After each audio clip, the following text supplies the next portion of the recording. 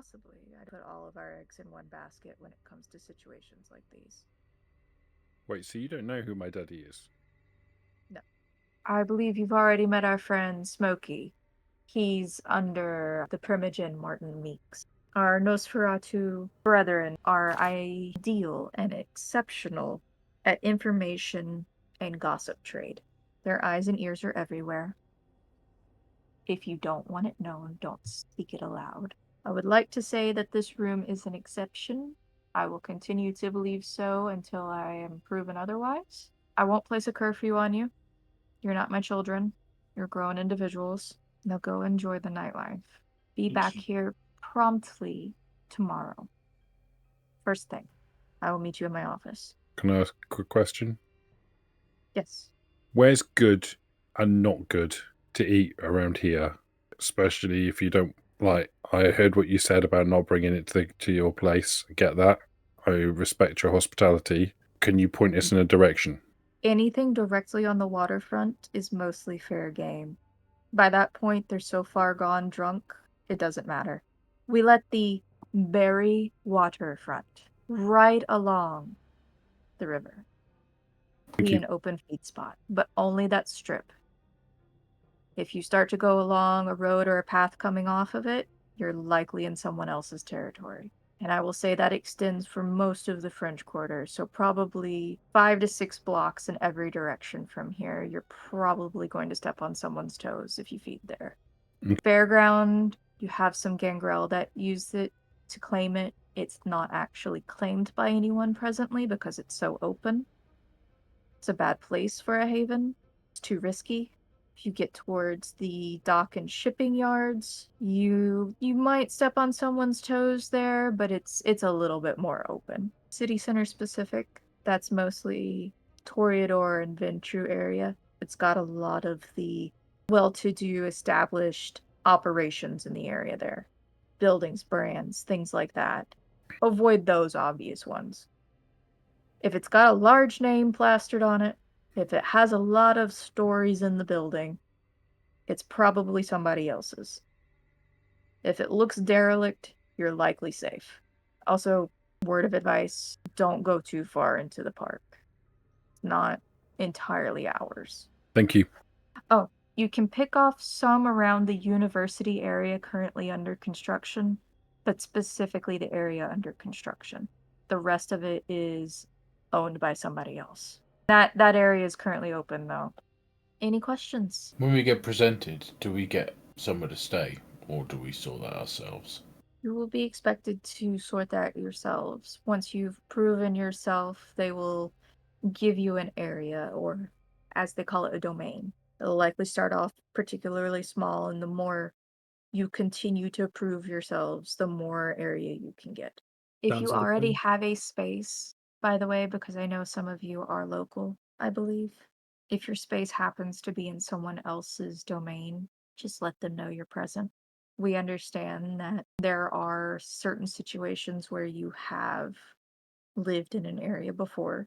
How we know whose domain it would? You'll probably bump into them if they don't make themselves already known to you.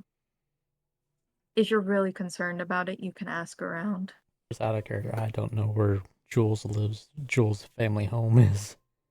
In You're New Orleans. good. We can work on the specifics of that later if you would like. I think around the Jackson Square, there's a few larger homes, if I remember properly. I think they're more historic buildings now. Gotcha. Do you know whose domain is on Elysian Fields? A couple streets over? Oh, are you talking about the apartments? Yes. Technically, that's within mine. I have an apartment there. I'm letting you know. Understood. As long as you don't feed at the club or around the club, I don't mind. All right. And don't make it too obvious. That's the only other thing. I will let, as domains are sometimes shared, I will let others know. But I will simply state that there's a new kindred, which had a apartment there. But that is specifically my portion of the domain, so you are welcome. Any further assistance you may need? I do have a question though. How Yes. everybody is? Will the prince be more focused on me since I'm what he is? So it is not readily apparent to everyone what we are. outside of a few select cases, as you've already encountered. If it comes to light that you are, an interest might form. However, I believe that he has his plate full with other matters and is working on them. I see, thank you. I just was wondering if I would be under more scrutiny because of it. If it comes to light, potentially. The issue with unclaimed individuals is that we can't really impose on the people who's hired them. Typically, you have to have permission to create one of your own in this type of situation where you currently are. I had permission. That is why Hank is with you. It was the perfect opportunity. And so he joined you elsewhere as well. Unfortunately, none of you have, as far as I'm aware, a sire in the city. But that's also fortunate. We have a story already. Your sires are nowhere to be seen, so you have no history. That's going to put you under more scrutiny alone. They're going to look at you for the sins of your father and the sins of yourself. You're having to prove where you came from, even though that's not known, and what you're capable of. How do we get around that? When they say jump, just say how high. By being the best damn vampires we can. She gives you a look when you say vampires. That as well. That will help you also. I will see if I can suggest your first job. I have something easy for you, something that will actually keep you within the bounds of the area we usually use for Elysium. Elysium changes locations. There are a few of them. This involves one within my coterie's domain. As you are a pack, we have the word coterie. The same thing. Let's just say keep an eye on the building and look for things that might need repair. I will expect a long and detailed list, and then I will tell you which ones to actually work on. But we won't discuss that. We'll just state that I need a list of all the repair points. Jules, Yes, ma'am. good to see you. Good to see you as well. I recognize the name. I figured just go ahead and come clean and say it, especially. Our balances are still in place. Nothing has changed from before. Because I sit in this seat and you sit in that seat makes no difference. We are business partners. You have Oh. business in the area. Your family works within the area. We work together. That changes nothing. Oh, great. If you speak with me at a social event while this is going on, that is the only time there would be a difference. Because you are new, and because I am counsel. Oh, I understand. Do we bow to you, curtsy? No, nothing so absurd. Just pleasantries, normal pleasantries. When you see a primogen, you just make certain that you don't shy away from greeting them if they come in range to do so. You're encouraged to do it. Just that type of thing. Do we kneel before the prince or something like that? Or nothing is formal? Prince Gilbo does not particularly observe kneeling. I would say if you have something to request forgiveness for, you might want to kneel. But otherwise, no, not upon formal greeting. You could bow or curtsy if you want. That is not uncommon. I made sure to greet him. Yes, always greet the prince. It's simple enough. Peter, Frank, Dr. Isaacs, Hank. It's good to see all of you. You too. Jules, you as well. And with that, she stands up from her chair. Now, if you'll excuse me, I'm going to go downstairs and keep an eye on things for the evening. By my clock, you have 6 to 7 hours until morning. Frank, you're welcome to stay in the garage. Thank you. Peter, Dr. Isaacs, and Jules, I don't imagine that the accommodations would be very comfortable for more, but you are welcome if you do not have a place, at least for tonight. Appreciate that. I might go and check the docklands out. Make certain that the daylight can't reach you wherever you end up falling asleep. Sure. I have some experience in building light-proof shelters. Oh, He's very good at it. I think we'll easily ingratiate you into the fold. And with that, she moves to the door and opens it and holds it open for the group. Fly out. Jules will file out as well. I She will do gives the you same a thing. warm smile on your way out. I'll reach to shake her hand as I walk past. You shake her hand, and it is a surprisingly strong grip. I'll smile and return it. It's not like invoking pain, it's an acknowledgement, just a Yeah. firm, direct grip. So, Frank, are you buggering off? No, not necessarily. Like, if we've got stuff we want to do together, that's great. I'm thinking for longer term. Obviously, if I can stick with you for a little bit, that's great. But I need to find somewhere a bit more permanent for myself. Yeah. All right. Cool. I have a couch. Sure, but I can't ingratiate myself onto. I can't take advantage of all of your hospitalities forever. I have to find my own place. It's great that you guys are offering this. That's fantastic. But I want to be my own man. What about you, Pete? You got somewhere to stay? I got somewhere. So I suggest we go our own ways unless anyone's got anything we want to do, and then meet back here tomorrow night. That works Sure. for me. Frank, I'll show you where you're sleeping. Thanks, man. All right, are we breaking off into smaller groups? I know Frank and Hank are going together for right now. Who's going independently? I'm going to head to the police headquarters, where I speak to my lieutenant. Jules, are you breaking off solo as well? Sure, Jules will break off. They go home. How about Dr. Isaacs? I'm going to go to the hospital and check in, do some paperwork, and then collect my van and head home. We will start off with the group moving downstairs. You head back out. You can tell that the club has significantly filled since you were down here. It was full earlier. It is now packed wall to wall with people moving and dancing. And actually, on your way out, you catch a glimpse of one of the stages and one of the young ladies performing. Making your way into the... Oh, go ahead. No, go on. I just wondered if it was something specific that I should know. She seems like a new face. You don't actually recognize her, which No worries. is surprising because though there is a bit of turnover in this profession, most of the girls that work for the 500 Club have been here consistently because they're well taken care of. No There's worries. not usually an opening. So I'm going to take Frank down to the garage, pull something together that vaguely resembles a bed. The garage will be reasonable size because it's a garage at the end of the day. It's designed for a truck to fit in. There's a workshop in the corner. There's some tools scattered around. There's an unmade bed or bunk in one quarter. And Hank will try to pull something together to make a second bunk up in the other side of the room. The You can also materials here. You can tell Yeah, that there's a number of pieces of furniture in this room, but none of them particularly match. Toasty. Does it look like I can make improvements for him here? Without a doubt. The game House Flipper would originate in this small area. So my first thing is about making somewhere that I can sleep, because I need to look at that as a security thing, and then I'm going to be appraising his setup and seeing how I can make it better for him.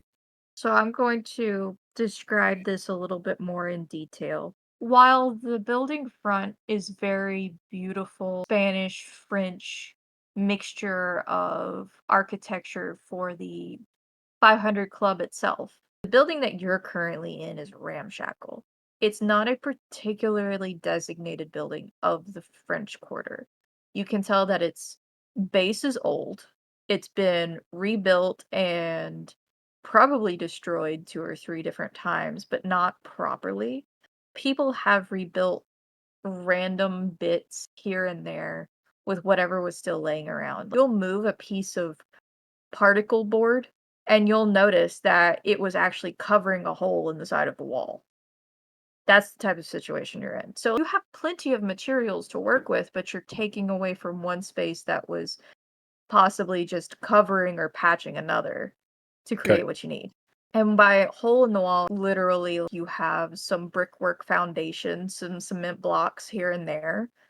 And then you have 2x4s and various bits of wooden paneling and some rusted sheet metal laying over here and there. And sheet metal makes up most of the roof. You're not a direct view from the road. People haven't really been worried about the building.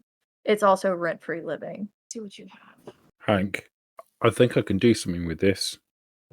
If you don't mind, if you want to pop around, that's good. Don't mind. I want to pay my way, and if I can make things better for you, I will. Well, why don't we do that? You don't need to move out. You're talking about you don't want to intrude on people and you don't want to overstay your welcome. But if you're pulling the place together and making it decent, then stay as long as you want. Sound fair? Well, how about this? While I'm working on the place, I'll stick around. But once you're happy with what I've done, then I'll find my own place. Similarly, if you find somewhere and you want to move anyway, you go for it. Yeah, but I'm committing to doing this for you. Cool.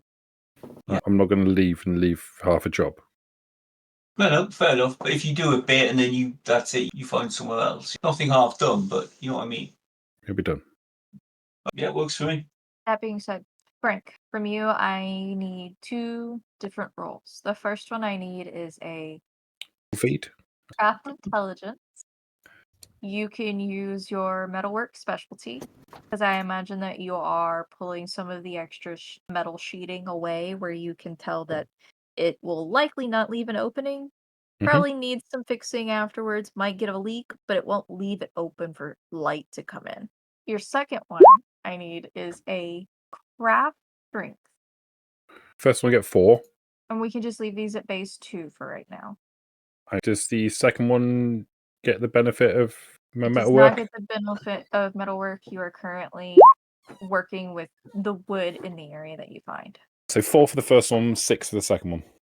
Together, between these combination of things, you break down the pseudo workbench at the end. So you use it during the process, and then towards the end, you cannibalize the parts for it and end up making a not particularly grand, but sleeping space for yourself. You add on to the sofa that's already there, that's falling in on one side, like we discussed prior. And then you add the extra cushions from a footrest and a few that had been tossed around the room from old chairs and things that are broken down on the sides. You imagine probably from the club. And it's ramshackle, but it's enough that 1, you believe it'll support you, and 2, there is some mild comfort to it. And that is a good portion of your need. Cool.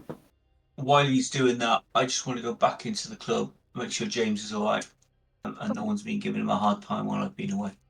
You know that James is usually in that first parlor for Josephine. That's where he does most of his work. Occasionally he'll sit in her office, but a lot of the time, out of respect for her as the boss, he will actually take the ledgers into the parlor and work in there, and people know to not really bother either room.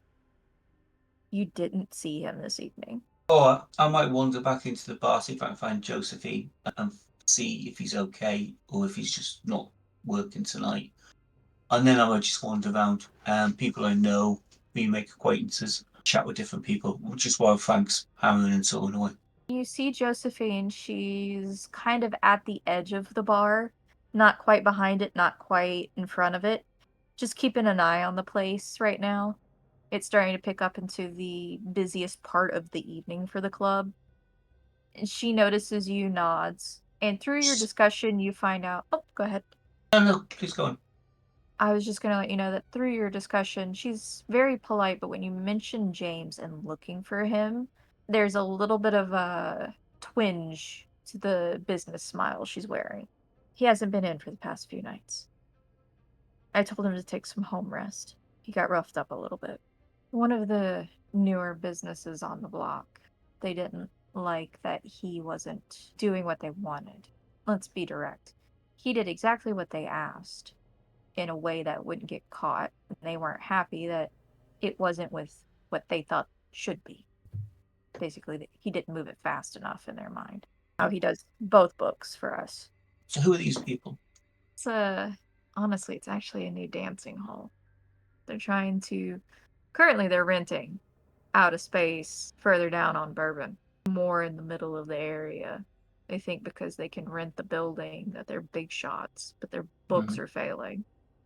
They don't have enough money to keep it going. I made sure to give their bouncer a polite reminder of what happens when you mess with a book. Definitely. If you've got the description of the bouncer, I'm going to go and kill him now.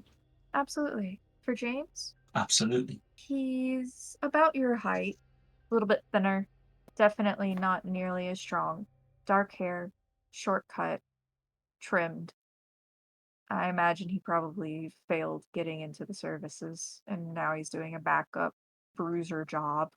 I would say tight on the sides, tall on the top for hair, a little bit of a pinch nose, middling tan type of skin.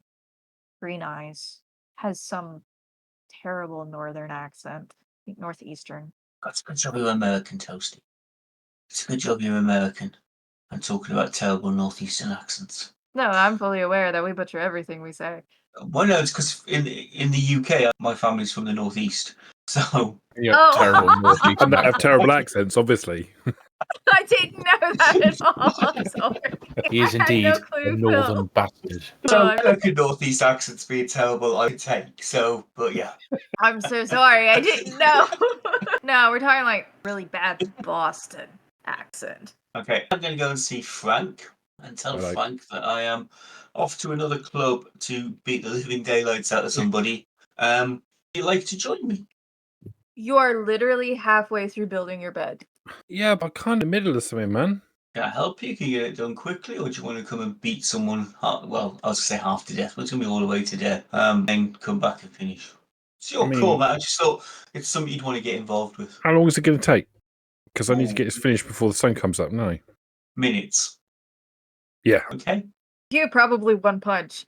Okay. Can I have to hurt someone? Okay.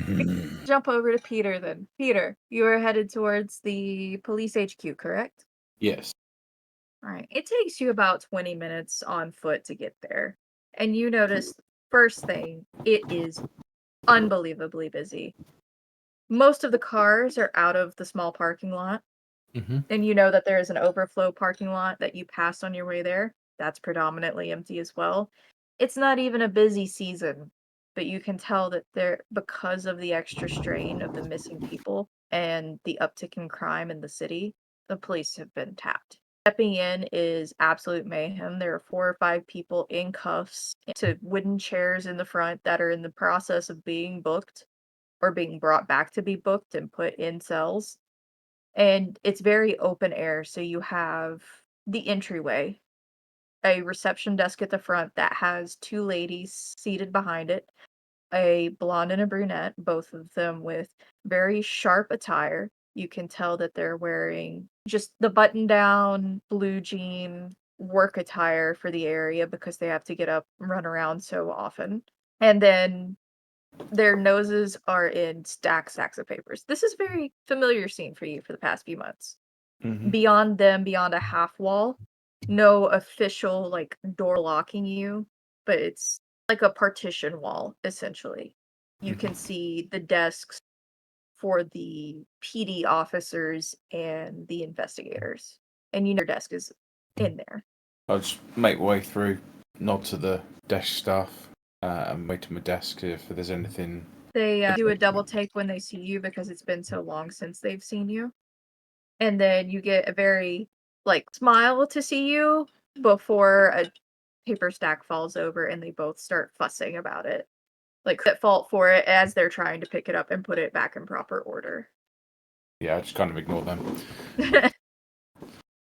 Go to my desk, see if there's anything of note there, anything interesting, anything. Left you a note in the usual spot, but you can see that there are about 3 or 4 of them.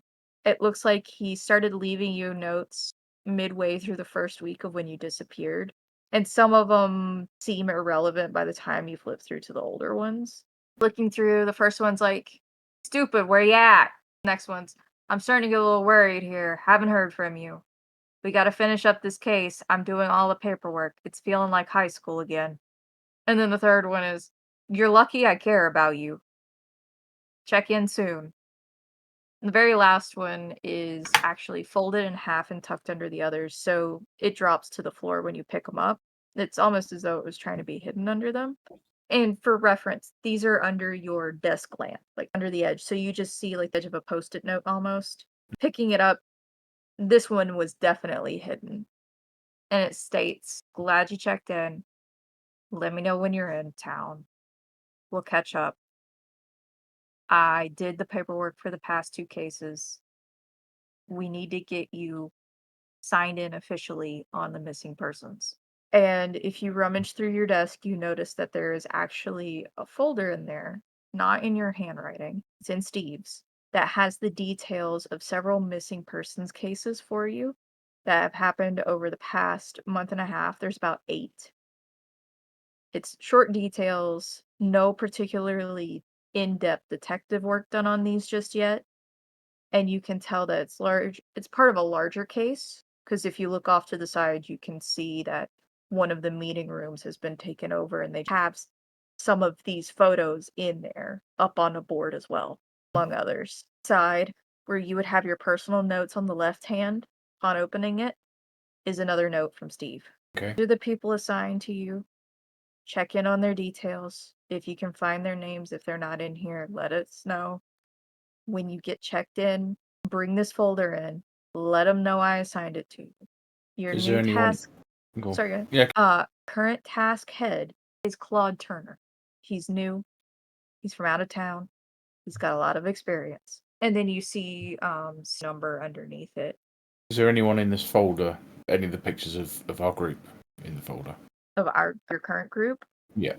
There are 2 from your previous. Have a quick glance at the room, the pictures on the wall. Are there any of our lot in there?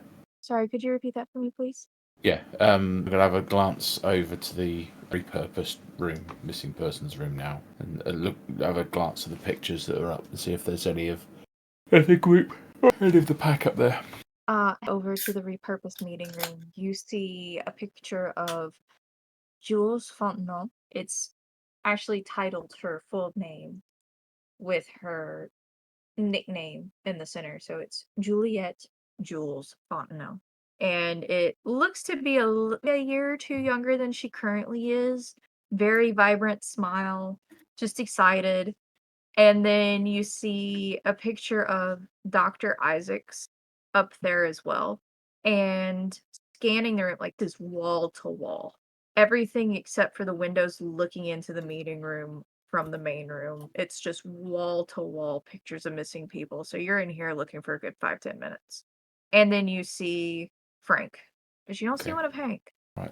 Okay. Particular action you want to take with those? Not for the minute. I'm gonna note they're there, and I'll deal with that at a later stage. Is Steve in, or is he not? Steve's desk is empty, but it's surprisingly decluttered. He's usually got a cluttered desk similar to your own, but there's a little more rhyme and reason to it, depending on how bad of a week you've had. Looks not exactly cleared out because his nameplate's still there, but maybe he hasn't been in for a little bit, like he wrapped up work and hadn't been in. Are you going to go over and check his desk? Yeah, have a quick look. Okay. You've been partners in the past, and nobody bats an eye at this. Looking through his desk, same places as your own where you tucks information. You find 3 more folders, 2 of which are about missing persons, and one has the current breakdown of the missing persons task force in it. So it's got all of the names of your fellow officers that have been assigned to this task force directly. It's got Claude Turner's name and Steve Elliott's name at the top. Claude Turner is just above Steve Elliott in the organization chart that has been roughly filled in by hand on here. And for the notes, you can tell police officer, investigator, and when it gets to Steve Elliott, it's not captain, but you can tell he's had a promotion since you've left. And then above Steve, for Claude, it's just out to the side, federal. That's all there is to it. It's just federal. The page, you have a list of about 7 more names under a header called federal. And you can tell looking around now that some of the other meeting rooms have been repurposed to temporary desk and office space. You can see pieces of paper that have been taped on the windows with some of these names. Is there like a Xerox machine or a photocopy or something? Yes, there's a Xerox machine note. It's next to your area. Cool. Next to the break room. So I'm going to take the folder that's got the names of all the police officers and things and the investigators. I'm going to do a quick copy of that. Being as I would normally do, it's not an unseen thing. Not trying to be nefarious, not trying to hide anything, just carrying on as I normally would. Let me get you that list then. There's no great rush on that, but yeah. Oh, I've got it right here. Let's see. You have Claude Turner listed as the federal lead on this, and I'll give you the list in the chat in a moment. Cook, Laurent Foster, Olivia Ward, or Olivier Ward, Antoinette Smith, and Josh McGrath. Do you ever send me that over on the message? Thank you, my love. To General and send it to you direct also. Thank you all. Cool, right. Well, I'll just grab the files I got from on my desk. Notes I've got, specifically the one with Steve's number in it.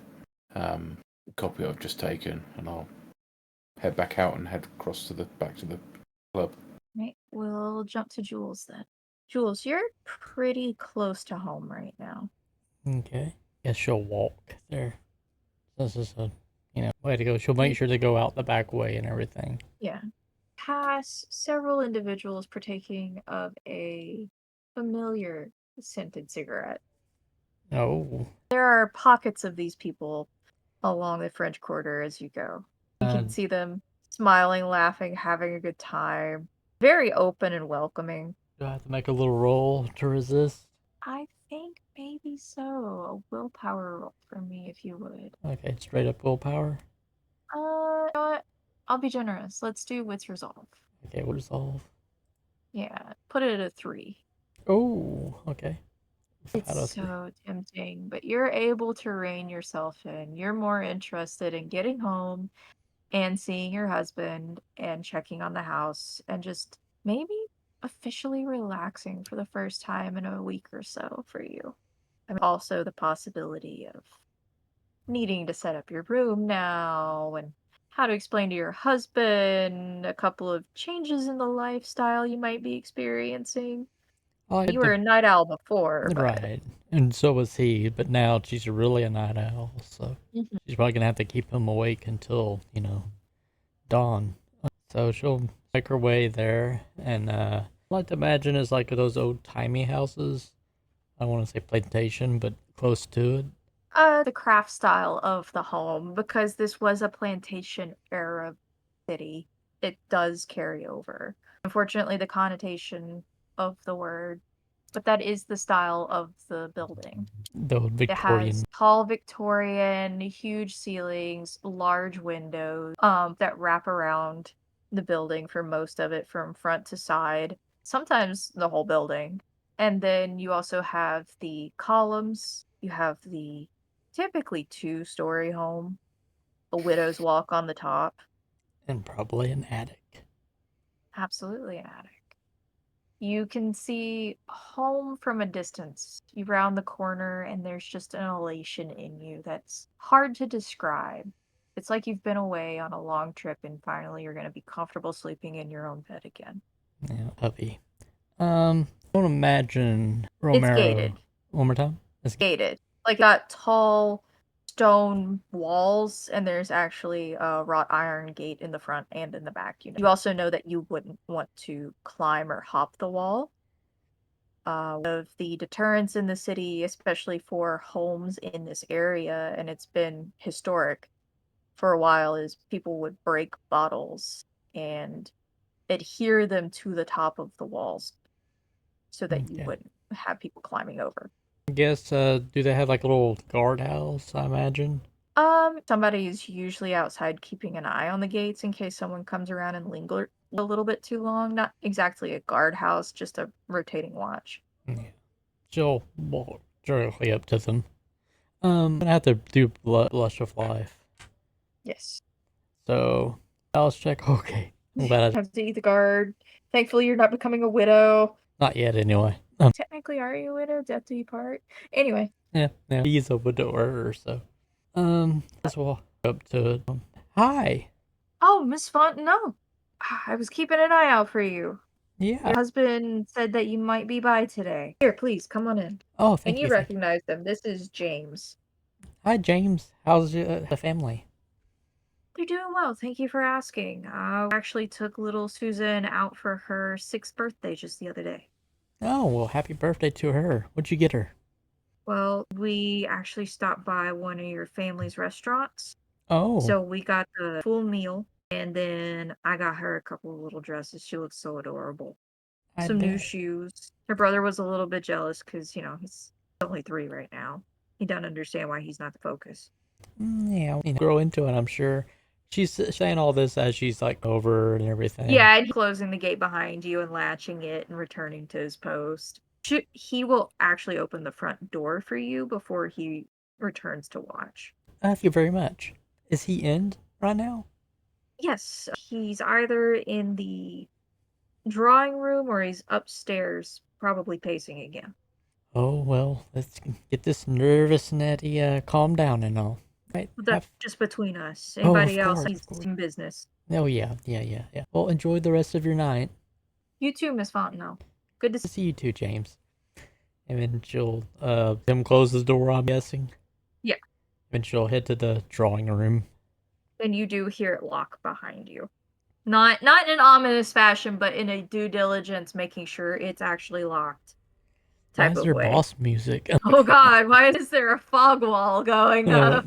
She'll head to the Nervous Nelly enters. Yep, Nervous Nelly. As you enter, I'll describe the building a little bit more for you. You have your foyer, and on the right and left hand side are open archways between two columns. You have an ornate rounded arch at the top. To the right is the drawing room, and to the left is the proper living room with a fireplace. On your right, you can see your husband seated and drawing a long draw off of a cigar. And as soon as he sees you, he starts coughing and quickly puts it out, standing at the same time. And you could tell it's almost a little bit of a boyish charm, despite how well and put together he looks in his suit and everything. The moment he sees you, he's just tripping over himself. Honey. Darling! Mon cher. No. And he's still trying to like out the cigar in the ashtray while also standing to try. He has one arm directed towards you as if trying to move to you to hug you. Eventually, he just drops it in the ashtray and he sweeps you up in a strong hug. She'll hug him back and let him like draw off her feet. Mm-hmm. I mean, he's rather short and everything.